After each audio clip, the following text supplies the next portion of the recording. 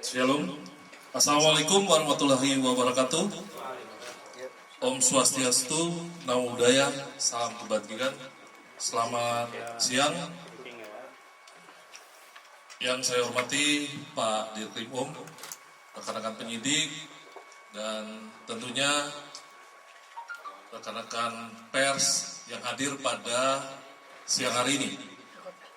Kami dari Polda Jabar akan menyampaikan update perkembangan penanganan kasus Vina Eki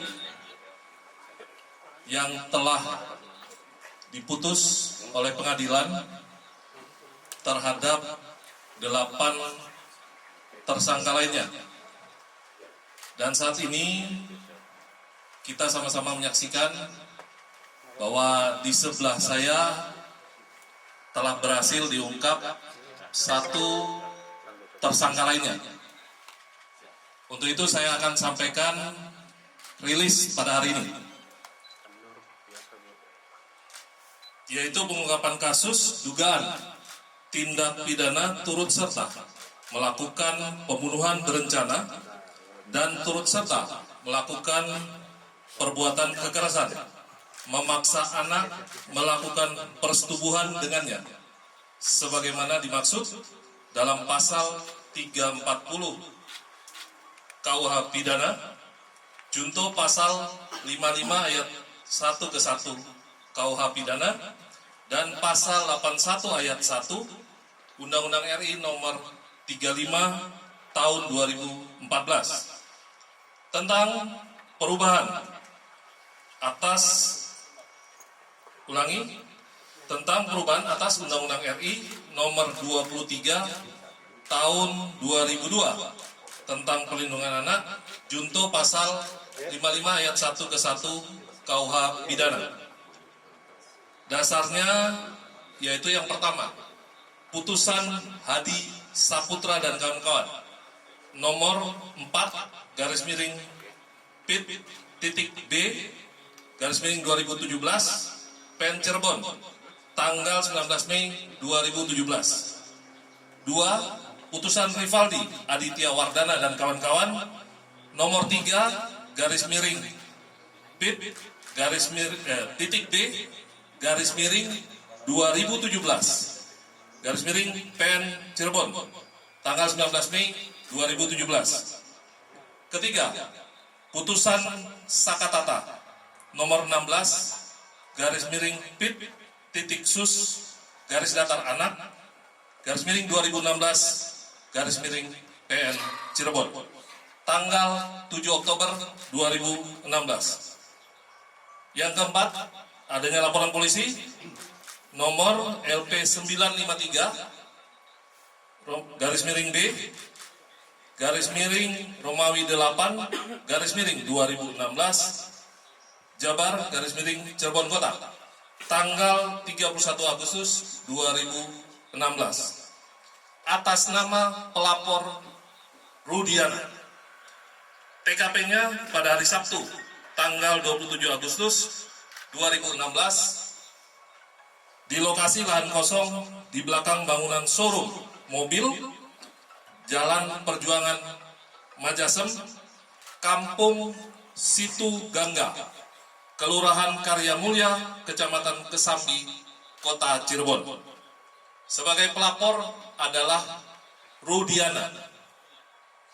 Tersangkanya saat ini PS alias Perong alias Robi Irawan. Korban 1. Muhammad Rizky Rudiana meninggal dunia. 2. Vina meninggal dunia.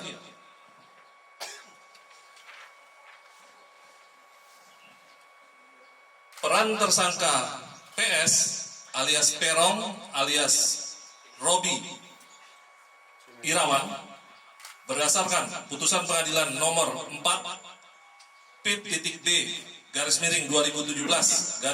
PN Cirebon tanggal 19 Mei 2017 atas nama terdakwa Hadi Saputra dan kawan-kawan, yaitu melempari korban Rizky dan Vina dengan menggunakan batu yang mengenai spakbor, lalu mengejarnya sampai di flyover. Kemudian memukul korban Rizky dan Vina dengan tangan kosong ke arah tubuh, lalu membonceng korban Rizky menuju lahan kosong di belakang bangunan showroom mobil seberang SMP Negeri 11 Cirebon.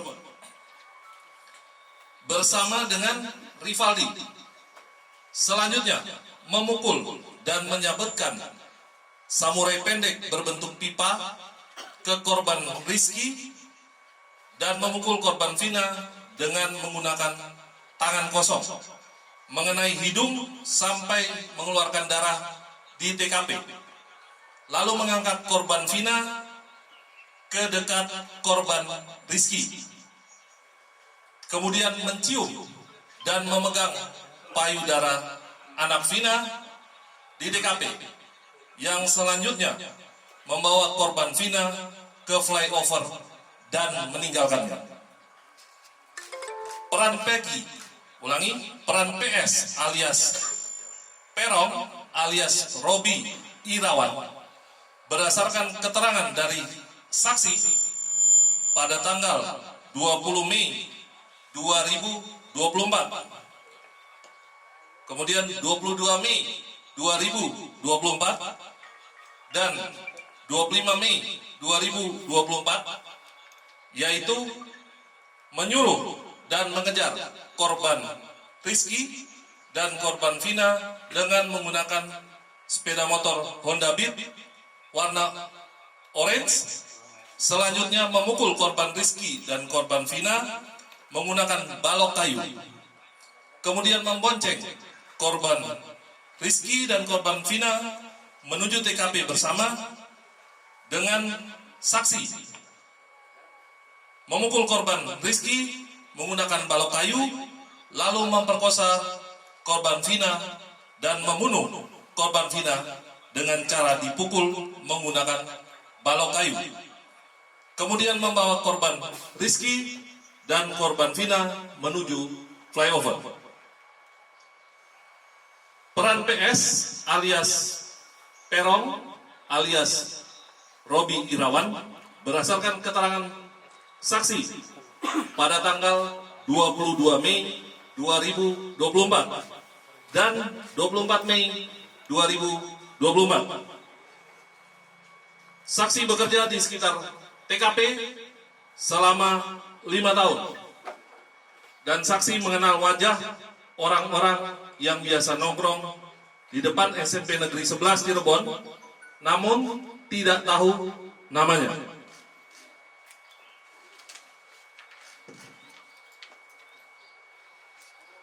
Pada saat kejadian, saksi mengenali 5 orang wajah yang menjadi pelaku, termasuk salah satunya PS alias Perong alias Robi Irawan.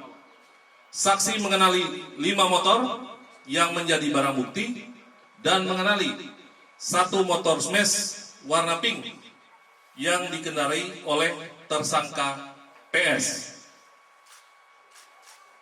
Ditunjukkan Facebook atas nama akun Peggy Setiawan yang di dalamnya terdapat gambar motor smash warna pink, dan saksi membenarkan pada malam kejadian tersebut motor smash warna pink berada di tempat kejadian.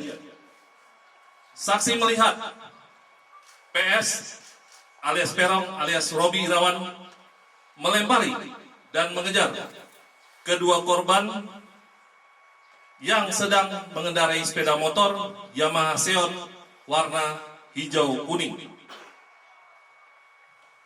Peran PS alias Perong alias Robi Irawan berdasarkan keterangan dari saksi pada tanggal 22 Mei 2024. PS merupakan teman masa kecil saksi. PS mempunyai nama panggilan yaitu Perong. PS mempunyai motor slash warna pink. PS sering nongkrong di seberang SMP Negeri 11 Cirebon dan belakang MAN 2 Cirebon. Peran PS alias Perong alias Robi Irawan berdasarkan keterangan dari saksi pada tanggal 22 Mei 2024, yaitu Peggy sering nongkrong di seberang SMP Negeri 11 Cirebon. Peran PS alias Perong alias Robi Irawan berdasarkan keterangan saksi pada tanggal 22 Mei 2024, yaitu penyidik lama, artinya penyidik pada tahun 2016 pernah mendatangi rumah DPO, namun yang bersangkutan tidak ada di lokasi. Kemudian mengamankan motor smash warna pink dan memfoto DPO yang berada di dinding, yang kemudian foto tersebut diperlihatkan kepada saksi dan membenarkan bahwa foto tersebut merupakan foto PS. Upaya tersangka PS menghilangkan identitas. Yang pertama, sekitar bulan September 2016 sampai dengan tahun 2019 menyewa kamar kontrakan di Katapang, Kabupaten Bandung, dan mengaku bernama Robi Irawan.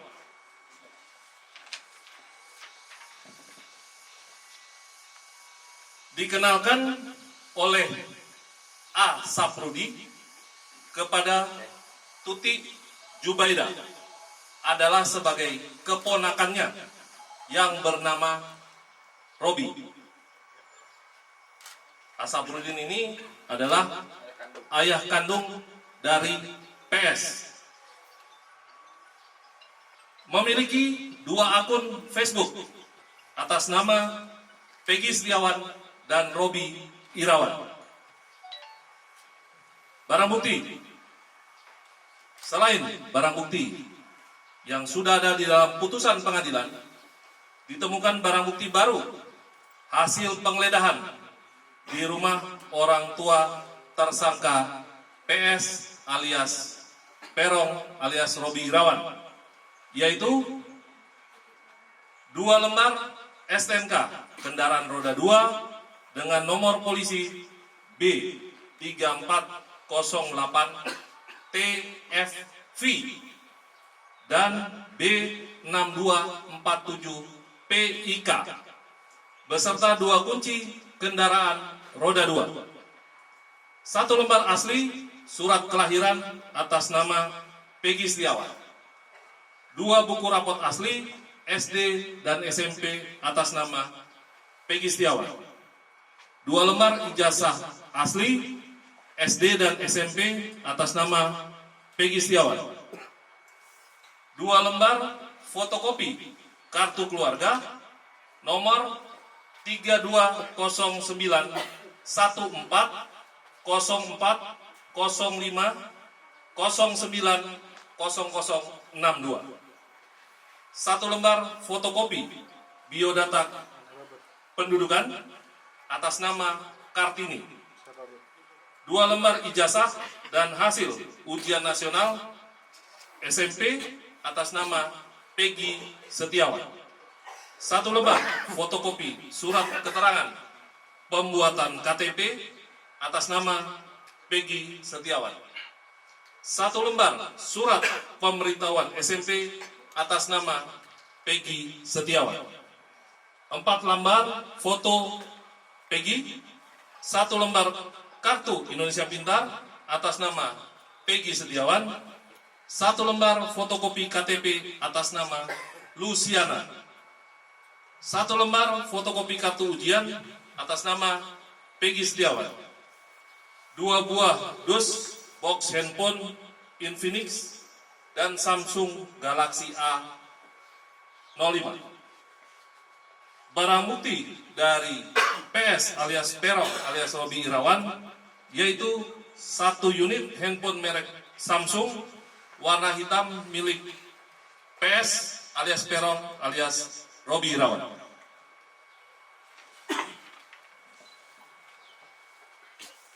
Modus operandi melakukan tindak pidana turut serta melakukan pembunuhan berencana dan turut serta melakukan perbuatan kekerasan, memaksa anak melakukan persetubuhan dengannya terhadap korban atas nama Rizky dan atas nama Vina dengan menggunakan alat berupa kayu, batu, dan senjata tajam sampai meninggal dunia.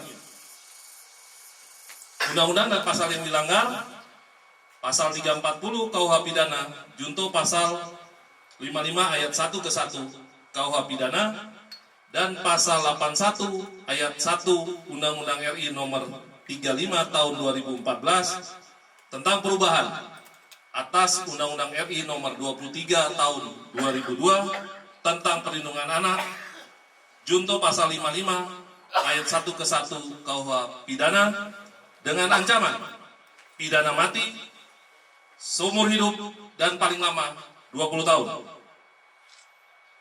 Kami dari Polda Jabar meyakinkan bahwa Polri akan terus melakukan penuntasan perkara ini secara profesional, bekerja secara prosedur, dan menggunakan metode ilmiah atau scientific crime investigation.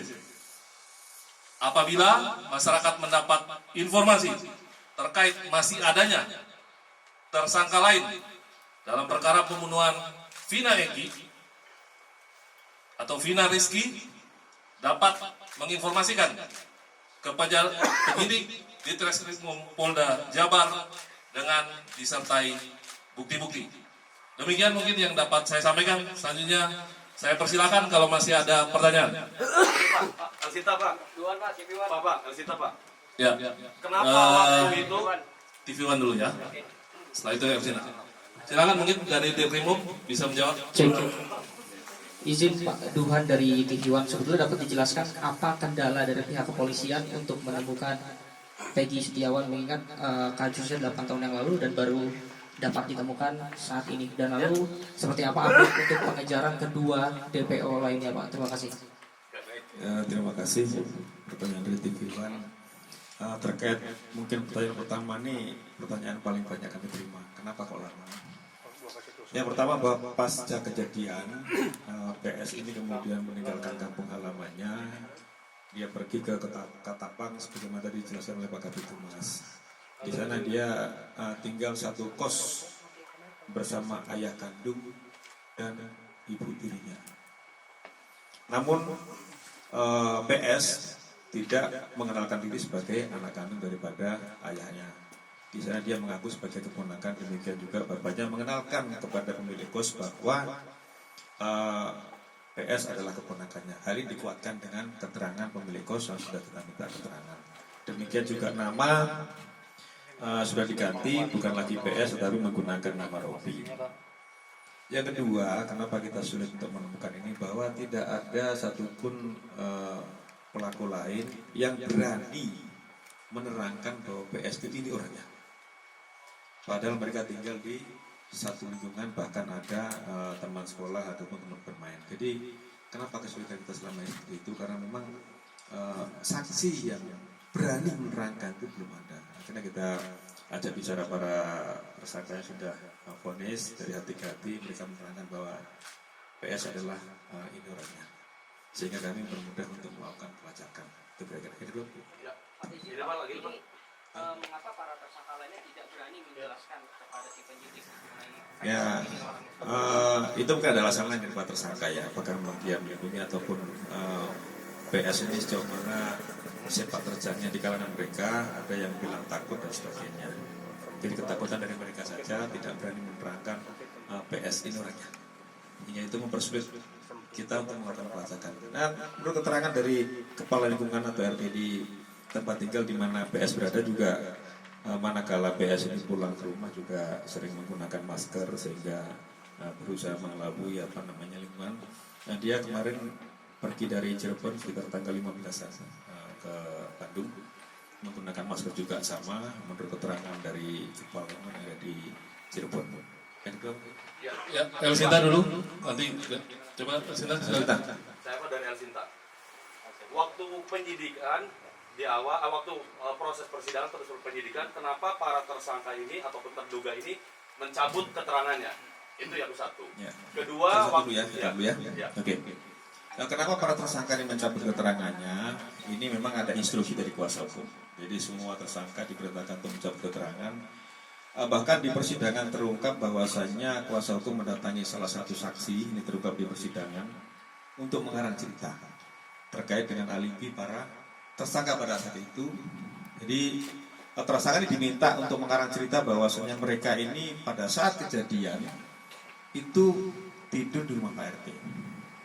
Dan itu sempat Pak RT terangkan, namun pada akhirnya dicabut sendiri bahwasanya para tersangka pada saat kejadian itu mereka tidak tidur di rumah Pak RT, melainkan besok malamnya setelah kejadian malam Minggu, jadi malam Senin. Kemudian mereka itu tidur di rumah Pak RT, itu benar. Jadi Pak RT waktu itu sempat mengaku bahwa mereka tidur, akhirnya dicabut pada saat sidang, dan itu menurut keterangan dari para saksi itu adalah permintaan dari kuasa hukum tersangka dan keluarganya. berarti nyambung ya ketika waktu penyidikan termasuk waktu fakta persidangan bahwa ke-8 tersangka ini melakukan penganiayaan terhadap petugas. Terkait penganiayaan, ini rekan-rekan sekalian, pada saat itu memang ramai di Facebook bahwasanya mereka disiksa. Tetapi pada saat pemeriksaan muncul bahwa itu juga dilakukan oleh sesama tahanan.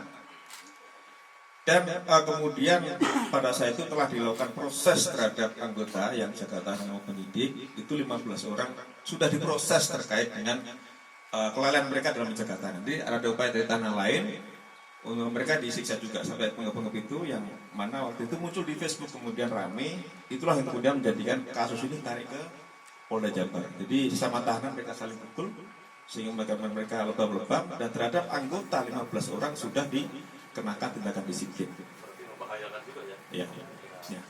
Bahkan di Rutan juga salah satu tersangka mereka dipublik bersama mereka sendiri. Ini yang terungkap. Ya, Mas. Silakan. Peggy kan kemarin dari Pak Kabid Humas menerangkan kalau dengan Peggy merupakan otak pelaku dari kejadian ini. Ya. Seperti apa Pak? Bisa dijelaskan Pak? Jadi memang PS ini merupakan otak pelaku. Jadi ketika mereka kumpul-kumpul sesama geng motor, kalau mereka dibilang monreker, mereka manakala ada kelompok ekstasi yang lewat di jalan itu, mereka sering lempar dengan batu. Itu yang terjadi. Nah, pas ada kejadian, PS mengajak salah satu tersangka lain untuk mengejar korban ini, yang dia sampaikan bahwa ada masalah dengan itu. Kejar. Nah, masalah apa sedang kita dalami. Kemudian dikejar berdua sampai dengan di jembatan layang, dipukul korban sampai dengan jatuh. Kemudian dibawa korban ini satu motor dengan satu tersangka lain, dan jadi satu motor berempat. Yang korban Eki taruh depan, didudukkan depan joki, kemudian joki, di belakangnya ada korban yang wanita, Vina, kemudian di belakang lagi adalah PS. Di situ dibawa ke kebun kosong, baru yang lainnya rame-rame mengikuti mereka. Jadi yang menurut keterangan salah satu pelaku juga bahwa yang melakukan persetubuhan terhadap Vina yang masih di bawah umur pada saat itu sudah dalam kondisi pingsan. Yang melakukan persetubuhan pertama adalah PS, kemudian diikuti oleh tersangka lain, kecuali satu yang memang di bawah umur tidak ikut melakukan persetubuhan. Jadi perlu saya tegaskan di sini rekan-rekan bahwa tersangka semua bukan 11 sampai 9, sehingga DP hanya 1.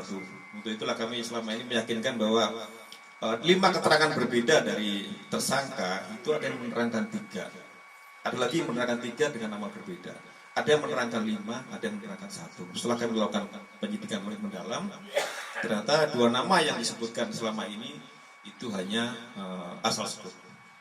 Jadi tidak ada tersangka lain. Namun apabila nanti di kemudian hari muncul tersangka lagi, ya kami akan periksa. Tetapi sejauh ini fakta di dalam penyidikan kami, tersangka atau DPO adalah 1, bukan 3. Jadi semua tersangka jumlahnya 9, bukan 11. 8 melakukan persetubuhan, yang 1 tidak. Pak, ada tunggu informasi, ya, Pak, sebentar. Pak, ada informasi mengenai di media sosial soal identitas Peggy versi lain itu dari polisi. Ya, bahwa kita yakinkan PS adalah ini. Kita sudah menyita sejumlah dokumen terkait dengan identitas, kemudian juga motor yang digunakan kita sudah dapat STNK-nya, walaupun motornya belum dapat, tetapi STNK kendaraan yang digunakan pada saat kejadian kita sudah mengamankan. Nah, kita meyakinkan ini dengan sejumlah dokumen, baik kartu keluarga, kemudian ijazah dan sebagainya, kita yakinkan bahwa ini adalah PS atau Peggy Setiawan. Ya. Perbedaan ciri-ciri Wanda Pak, kemarin sebenarnya Ya. di DPO sempat diumumkan Ya. Setiawan PS ini rambutnya keriting seperti itu. Ya, itulah namanya juga ciri-ciri kan. Semua bisa menyebut ciri-ciri. Itulah kami kenapa tidak memasang foto, karena tadi itu keterangan berbeda-beda dari tersangka, maka kami tidak pasang foto, juga tidak berusaha membuat sketsa. Manakala nanti perbedaan sehingga masyarakat juga tidak berasumsi bahwa PS ini siapa sih. Kami yakinkan dulu, yakinkan bahwa PS ini dan bahwa DPO berapa? 1, bukan 2. DPO tidak ada, itu asal sebut nama pada saat. Ya, itu sudah kami dalami, ternyata yang 2 yang atas nama Dani dan Adi itu tidak ada. Jadi yang benar DPO 1 atas nama PS. Jadi benar untuk motif sendiri apa? Itu karena motor atau karena percintaan? Itu kita dalami dulu ya, terkait yang motor percintaan. Nanti kita mau dalami saksi yang lain. Nah, sabar terkait hal itu. Tetapi pada saat PS menyampaikan kepada salah satu tersangka yang sekarang sudah menjadi pidana, yang lain itu melempar. Tapi pada saat pengejaran hanya 2. PS menyampaikan saya ada masalah dengan orang ini. Tolong rekan-rekan ya, supaya tertib, tolong kita bergantian ya, karena mungkin masih banyak ini. Barangkali ada yang sebelum bertanya menyebutkan dulu dari media mana, sehingga kita kasih kesempatan untuk bergantian. Karena setelah acara rilis ini tidak ada lagi nanti doorstop ya, tidak ada doorstop. Jadi kami minta rekan-rekan manfaatkan kesempatan ini untuk bertanya, tapi tolong disebutkan medianya sehingga kita akan beri kesempatan secara bergantian. Silakan dari langsung dulu. Muji Pak dari Ya. Ayus. Ya. Berarti yang terpidana yang kemarin itu sudah bermufakat untuk memberikan keterangan bohong tentang siapa pelaku utamanya Pak ya. Terus kemudian si ini kan disembunyikan identitasnya oleh orang tuanya. Apakah orang tuanya kemudian akan diseret karena menyembunyikan barang bukti begitu? Ya, terkait memang tersangka lain memang tidak mau menyebutkan Egi itu siapa, Terong. Nah, baru terus kemudian Egi yang dapat rekan sekalian ya. Terhadap orang tua pelaku atau PS sudah kita minta keterangan kemarin, baik itu bapak kandungnya, kemudian ibu tirinya, kemudian juga ibu kandungnya, kemudian juga pemilik kos di Ketapang, kemudian kepala lingkungan yang ada di Cirebon sudah kita minta keterangan semua. Terkait apakah nanti bisa kita pidanakan tidak, sementara masih kita lakukan analisa dulu terkait dengan keterangan yang diberikan oleh orang tuanya. Jadi silakan rekan-rekan juga, di situ ada pasal 221. Oke, silakan Pak Adir. Terkait pra-peradilan kami belum menerima pemberitahuan surat terkait pra-peradilan. Dan namun manakala akan ada pra-peradilan itu adalah hak daripada tersangka. Dipersilakan saja untuk melakukan pra-peradilan, nanti kami akan hadapi pra-peradilan itu. Kemudian yang terkait salah tangkap semua sudah diuji di pengadilan. Jadi apapun keterangan yang dulu sudah pernah disampaikan oleh para pelaku, ini sudah diuji oleh pengadilan. Bahkan sampai ke tingkat kasasi. Ya itu sudah vonis, jadi saya kira itu tidak perlu dipersoalkan lagi ya. Tidak ada salah tangkap. Dan berarti orang tua Peggy ini sengaja menyembunyikan Peggy di Ketapang itu selama 8 tahun itu, dengan dia menyebut bahwa dia adalah keponakannya, tapi ikut terlibat menyembunyikan. Ya, saya kira itu salah satu upaya dari pihak keluarga mungkin untuk menyembunyikan keberadaan daripada PS ini dengan mengelabui lingkungan bahwa nama PS bukan lagi PS tetapi Robi, panggilannya Robi. Itu dikuatkan dengan keterangan dari pemilik kos juga. Ya. Masih ada? TV One lagi. Ya, silakan. Saksi Aib sendiri dengan tersangka ini ada kaitannya berhubungan sebelumnya? Ya, seperti yang rekan-rekan lihat di media mungkin di televisi bahwa AF sudah juga memberikan keterangan. Nah, AF itu juga salah satu saksi kunci peristiwa ini. Namun pada saat peristiwa yang dulu dia tidak bersedia atau tidak berani bersaksi di pengadilan, sehingga waktu itu yang dibacakan adalah BAP dia atau keterangan dia, yaitu dilakukan di bawah sumpah. Tetapi sekarang kita sudah melakukan juga pemeriksaan pada yang bersangkutan, pemeriksaan ulang. Dan perlu rekan-rekan ketahui bahwa seluruh saksi ini sekarang sedang dalam proses untuk perlindungan LPSK. Jadi kita harapkan nanti semua saksi bersedia untuk hadir di persidangan, tidak lagi dibacakan keterangannya di bawah sumpah, tetapi kita berharap saksi-saksi kunci peristiwa ini mau hadir di persidangan, sehingga tidak ada lagi asumsi bahwa ini saksi pikiran dan sebagainya. Semua saksi akan kita harapkan hadir di persidangan di bawah nanti perlindungan LPSK. Ya, itu kira-kira. Cukup ya? Cukup ya? Cukup ya rekan-rekan? Oke. Ya. Nanti, Ada lagi? nanti hak tersangka nanti di sidang pengadilan ya. Tentu harus didampingi oleh tersangka ya.